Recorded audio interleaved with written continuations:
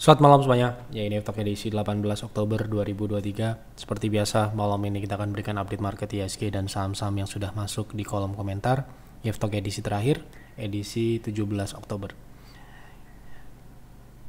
Baik, untuk menyingkat waktu kita langsung mulai saja.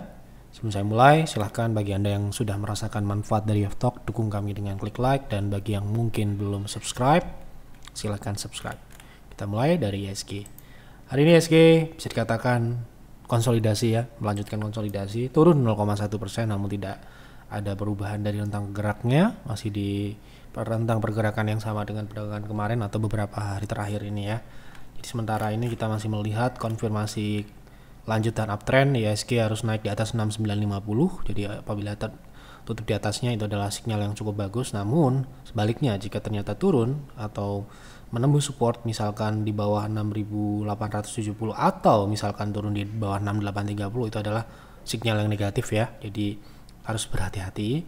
Tapi untuk view jangka panjang, view ya dalam waktu 1 tahun ke depan, saya rasa dengan adanya penurunan secara umum kita melihat paling tidak sampai dengan akhir tahun atau kuartal 1 tahun depan itu ISG masih dalam proses bullish atau uptrend. Jadi ya bisa dimanfaatkan mengakumulasi saham-saham yang menurut Anda layak untuk investasi dan juga memungkinkan uptrend dalam jangka panjang tentunya.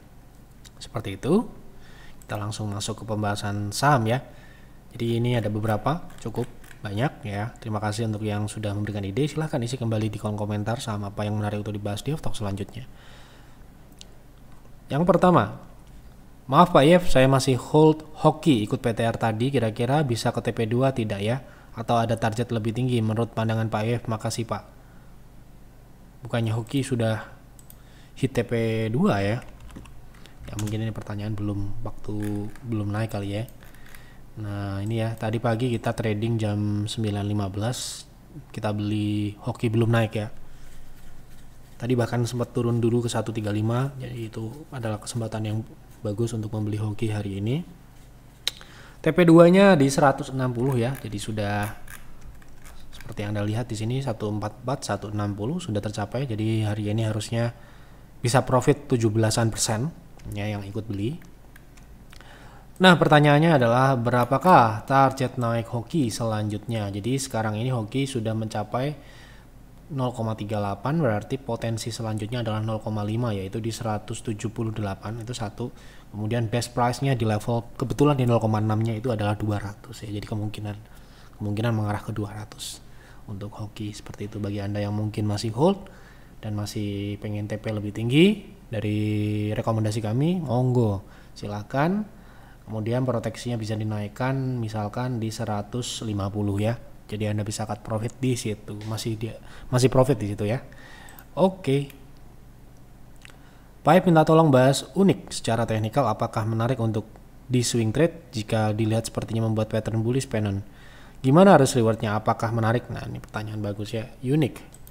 Apakah menarik untuk swing trade? Nah ini ya, kita akan lihat menarik atau tidak. Seperti biasa, kita harus melihat dari risk rewardnya. Nah sementara ini Unik sudah mencapai target swing ya. Swingnya sudah berjalan sayangnya. Jadi misalkan Anda bertanyanya ketika dia lagi turun misalkan di area 110 atau 80, ini mungkin adalah area yang cukup ideal untuk beli. Atau ketika dia mulai breakout dari 60, ini mungkin adalah momentum yang tepat untuk mengikuti swing naiknya. Namun sayangnya saat ini sudah mencapai 0,6 seperti biasa. Ini adalah target swing best price-nya dan wajar ya setelah mencapai level tersebut Unik tidak melanjutkan naik, bahkan sempat turun ke 141 ya gitu. Nah apakah menarik secara risk reward? Tentu saja sudah tidak menarik untuk saat ini ya.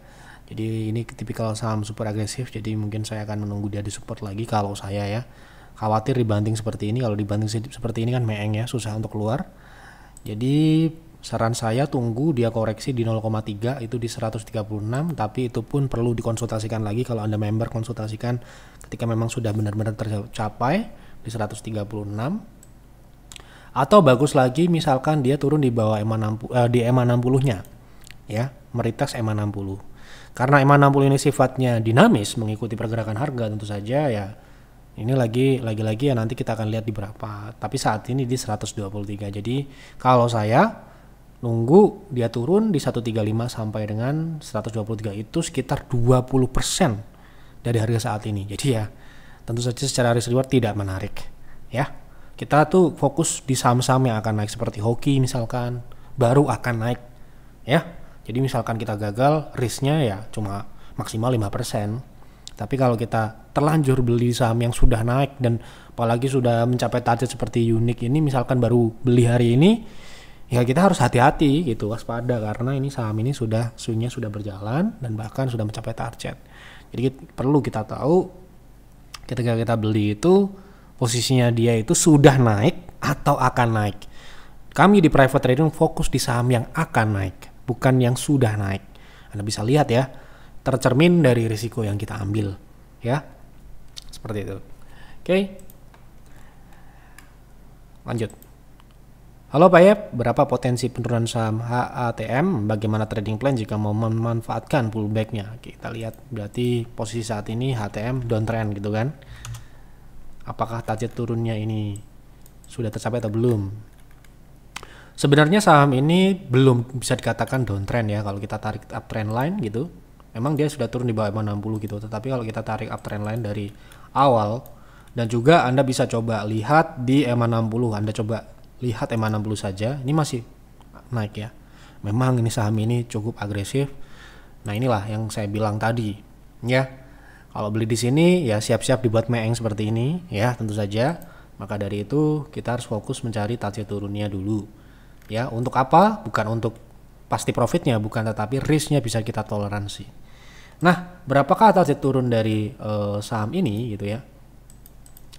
Jadi saat ini sudah mencapai 0,6, tetapi menurut koreksi-koreksi yang terjadi sebelum-sebelumnya gitu ya, itu bisa lebih ya. Misalkan ini koreksi yang ini ya, ini ketika koreksi dia naik, koreksi pullback gitu ya, dia bisa cukup signifikan di atas EMA60, namun tiba-tiba drop lagi. Nah, sehingga kemungkinan ini kita bisa tunggu di 0,7 ya. Di 0,7 ini misalkan kita ambil, misalkan ini lagi-lagi ya, ini perlu dikonsultasikan lagi juga ketika dia memang sudah tercapai. Anda bisa proteksi itu, misalkan Anda beli di 240, Anda bisa proteksi super ketat di 230 dengan target tidak muluk-muluk di 60 misalkan di 300. Itu sudah sangat signifikan sekali. Tetapi saat ini masih menangkap pisau jatuh ya. Jadi saya sarankan tunggu setidak-tidaknya di 240. Atau kalau bisa lebih rendah lagi lebih bagus lagi.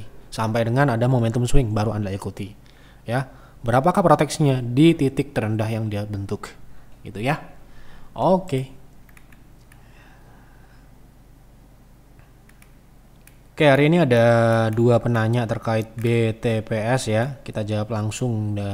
Pak ya, BTPS potensi penurunan sampai mana? Belum punya, baru mau masuk untuk investasi. Apakah masih memungkinkan? Terima kasih Pak Yep. Tentu saja Anda sudah mengecek fundamental dan kita juga sudah pernah membahas BTPS terkait fundamentalnya, jadi tidak perlu kita ulang. Anda bisa cari di Telegram Yep Advisor kemudian ketik BTPS. Ayo tolong bahas BTPS untuk trading. Apa udah bisa masuk di harga sekarang? Nah ini ya. Jadi ini pertama pertanyaannya BTPS untuk invest. Jadi seperti yang kami sampaikan di F-Talk kemarin terkait pembahasan Unilever, Cimori. Nah, ketika kita sudah mantap dengan fundamental sebuah saham, strategi yang kita lakukan adalah membelinya secara bertahap. Perkara dia masih bisa turun lagi itu bagus. Kita bisa beli lebih banyak di harga yang lebih rendah. Gitu ya. Nah, itu kalau Anda memang investasinya sangat santai. Anda tidak terburu-buru dengan hasil. Yang penting fokus Anda adalah membelinya secara bertahap gitu. Nah, kemudian kalau ini makanya ini saya jawab dari dua perspektif yang berbeda. Ya. Kalau Anda fokus di saham BTPS untuk mencari profit jangka panjang namun ingin waktu yang tidak terlalu lama, tunggulah dia reversal terlebih dahulu. Di berapakah reversalnya? Setidak-tidaknya harus naik di atas 50 yaitu di 1990 atau di atas 2000 gitu loh. Tapi kalau Anda mau strategi investasi yang santai, mau hold kapanpun karena sudah mantap dengan fundamentalnya, seperti investor-investor saham Goto yang sangat percaya diri membelinya dan turun beli-beli dan sebagainya. Tapi ini berbeda ya, BTPS Anda cek fundamentalnya. Jadi kalau Anda sudah mantap, intinya kalau Anda sudah mantap dengan fundamentalnya, saham itu turun, Anda tinggal tambah. Yang jelas jangan beli langsung besar. belilah secara bertahap. Sadari saham ini downtrend dan belum reversal, artinya masih memiliki kemungkinan saham ini untuk turun lebih jauh. Gitu ya. Ini berlaku di saham apapun. Selama Anda yakin dengan fundamentalnya dan Anda sudah menghitung, mengkalkulasi, memproyeksikan bagaimana fundamentalnya ke depan. Tidak hanya ikut-ikutan, tidak hanya feelingmologi atau apapun, Anda sudah mantap dengan data-data yang Anda miliki, saham ini akan kinerjanya akan membaik, bagus dan sebagainya, memenuhi syarat dan sebagainya. Sahamnya downtrend ya Anda beli aja bertahap. Gitu. Ya. Nah, ini kalau Anda investor santai. Kalau investor yang tidak santai, ingin profit yang lebih cepat, misalkan seperti investasi kami di DRMA, Klipan, kemudian Jaya Ancol, kemudian Kencana Energi, ya Arko dan sebagainya, itu Anda harus juga melihat kondisi teknikalnya, apakah dia memungkinkan untuk naik dalam jangka pendek, jangka menengah atau tidak. Gitu. Nah, sehingga membelinya tentu saja ini berbeda. Ya, Anda harus lebih agresif membelinya. Agresif dalam artian ya tetap beli bertahap, namun secara alokasi proporsinya itu akan lebih besar dibandingkan dengan investasi santai. Gitu ya. Ini lagi-lagi Anda perlu berkonsultasi lebih jauh dengan advisor saya. Gitu di Peer dan Peers ya. Ini Peers, bisa di Peers. Nah, untuk trading bagaimana? Kalau untuk trading kita harus lihat berapakah potensi dia punya swing ya, karena dia masih downtrend, pullback-nya itu berapa persen gitu ya. Nah, untuk saat ini saya rasa potensi kenaikannya ini relatif minim ya. Memang bisa ada asumsi dia bisa membentuk double bottom dengan neckline di 2350, tetapi belum bisa bilang seperti itu.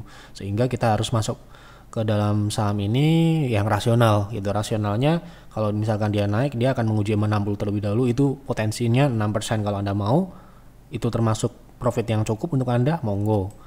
Kemudian proteksinya di 18.15. Jadi tergantung Anda, apakah Anda apakah Anda menarik menurut Anda di 6%, angka 5%, 6% ini gitu ya. Oke, kita lanjut ke saham berikutnya. Tolong bantuannya dibahas saham Saratoga untuk trading jangka pendek. Apakah risk-reward rasionya bagus, Pak? Baik, kita coba lihat Saratoga. Jadi kalau trading kan harus dilihat itunya ya. Nah, untuk saat ini Saratoga sendiri konsolidasi di dalam tren turun ya. Bagaimana kita melihat konsolidasi ini gitu ya? Kita lihat dari moving average seperti biasanya. Moving average-nya mendatar. Sebelumnya turun, kemudian dia mendatar. Nah, berarti kita hanya bisa trading sementara ini di ruang gerak konsolidasinya. Cukup atau tidak, menarik atau tidak, saya kembalikan lagi nanti ya. Nah, kita lihat berapakah kira-kira ya untuk saham Saratoga ini kan supportnya sudah terbentuk di 15.500, kemudian resistennya di 1760. Berapa persen yang Anda harapkan dari saham ini? Jadi harus masuk akal masuk di saham ini.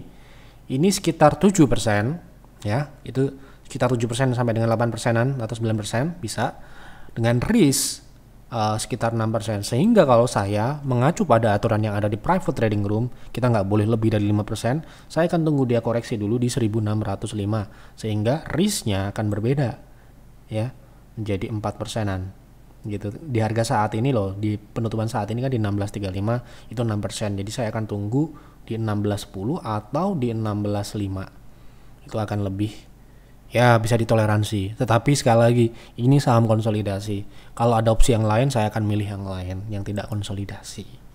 Seperti itu. Pak Yev izin bertanya, dengan adanya emiten yang baru IPO dan terus menguasai pasar seperti Cuan, Aman, Brand seperti ini, apakah bagus untuk IHSG?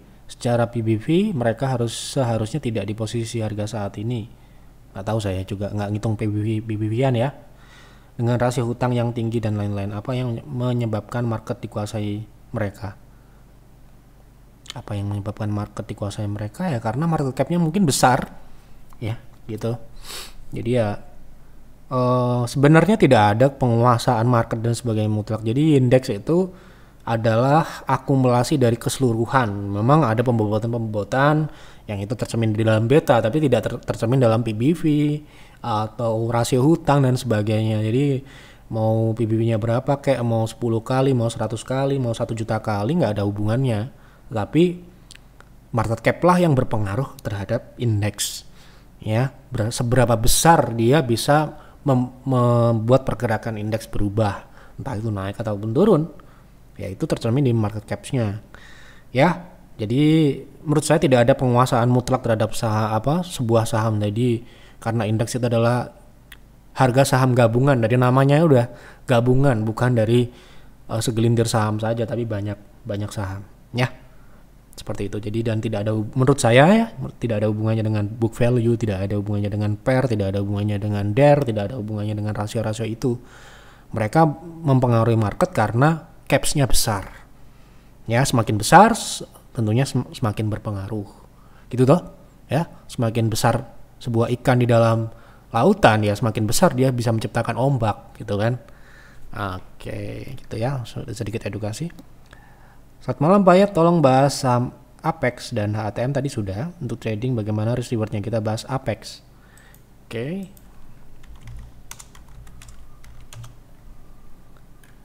Saat ini untuk Apex Indo ini mulai uptrend ya, baru mulai uptrend karena sebelumnya dia downtrend. Terakhir dia membentuk sebuah pola koreksi ya. Ya ini namanya mungkin bullish flag dan sebagainya, istilahnya orang teknikal gitu kan. Nah, bagaimanakah kita menyikapi dari pola seperti ini? Untuk trading tentunya kita akan fokus di trading saham ini. Jika pola terbentuk seperti ini, kita akan fokus di lower line. Lower line itu adalah support yang tidak horizontal. Ya, dia mengikuti dari pergerakan harga seperti moving average halnya. Nah, ini misalkan di 214. Jadi seiring jalannya waktu dia akan semakin tinggi. Nah, Anda fokus beli di situ sehingga risk Anda bisa sangat minimal. Kalau dia breakdown bawah lower line ini tinggal Anda cut. Ya, jadi risk rewardnya menarik atau tidak? Kalau saya mungkin akan cenderung melihat dia misalkan turun itu sekitar 12%. Jadi saya akan tunggu buy on weakness, atau misalkan besok ternyata dia tidak turun dan malah breakout di atas upper line atau resist kecenderungan menyempit ini, misalkan di 250, kita akan buy on breakout dengan risk yang juga minimal tentunya. Kalau dia turun lagi misalkan di bawah 250 kan berarti kembali konsolidasi ya, kita tinggal cabut aja gitu ya. Oke, seperti itu. Sudah saya jawab semua apa yang ada di kolom komentar. Silahkan isi kembali di kolom komentar untuk pembahasan di F-Talk selanjutnya. Isi saham apa dan kenapa saham tersebut Anda pilih untuk dibahas di F-Talk selanjutnya. Terima kasih untuk Bapak Ibu yang sudah berkontribusi memberikan ide saham yang menarik. Semoga jawaban yang kami sampaikan di F-Talk bisa menjawab dengan baik dan dapat memenuhi harapan dan juga bermanfaat, memberikan keuntungan untuk penonton-penonton semua, baik itu member kami ataupun non-member. Ya, bagi Anda yang ingin berkonsultasi lebih jauh, apabila Anda trader, joinlah private trading room. Apabila Anda investor, joinlah peer ataupun peers untuk saham syariah. Itu saja yang dapat saya sampaikan. Mohon maaf apabila ada kekurangan atau kesalahan dalam penyampaian YF Talk malam ini atau YF Talk sebelum-sebelumnya. Selamat malam dan selamat beristirahat.